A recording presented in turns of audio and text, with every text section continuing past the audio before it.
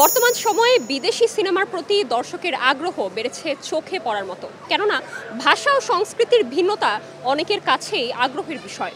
শুক্রবার ছুটির দিনে মুক্তি পেয়েছে দুটি ভিনদেশি সিনেমা, একটি হলিউডের ওয়েপেন্স আর একটি তুর্কি সিনেমা সিকিন আর্ট।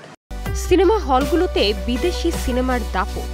সিনেপ্লেক্সে চলা 9টি সিনেমার মধ্যে 8টিই ভিনদেশি। শুক্রবার মুক্তি পাওয়া দুটি সিনেমার একটি হলিউডের ওয়েপেন্স, অন্যটি তুর্কি ভাষার সিকিন আর্ট। দুটো সিনেমাই হরর ঘরানার। দর্শকদের মধ্যে বিশেষত তরুণদের মাঝে দেশি সিনেমার তুলনায় বিদেশি সিনেমার প্রতি ঝোঁক বেশি লক্ষ্য করা গেছে।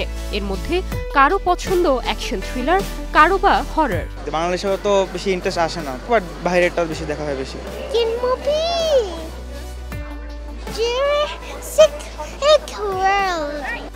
পছন্দের সিনেমাটি দেখতে টিকিট কাউন্টারগুলোতে ভিড় করছেন তারা।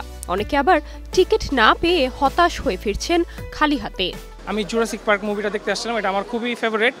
ছোটবেলা থেকে আমি এই সিকুয়েলগুলো দেখি অভ্যস্ত। তো এটা আজকে পোস্ট দেখলাম নাও শোয়িং, এর জন্য আজকে কাউন্টারে আসলাম। কাউন্টারে এসে দেখি একটা সিট অ্যাভেলেবল নাই, নট আ সিঙ্গেল সিট। আসছিলাম তো জুরাসিক ওয়ার্ল্ড দেখতে, এখন জুরাসিক ওয়ার্ল্ডের টিকিট কালকে পর্যন্ত নাই, পুরো সেল হয়ে গেছে।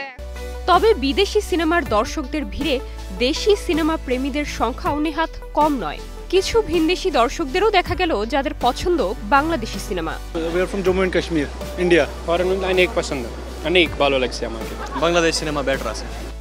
দেশের চলচ্চিত্র শিল্পের অগ্রগতির লক্ষ্যে সবাইকে বিদেশির পাশাপাশি দেশি সিনেমাগুলো দেখতেও হলে আসার অনুরোধ জানিয়েছেন সংশ্লিষ্টরা।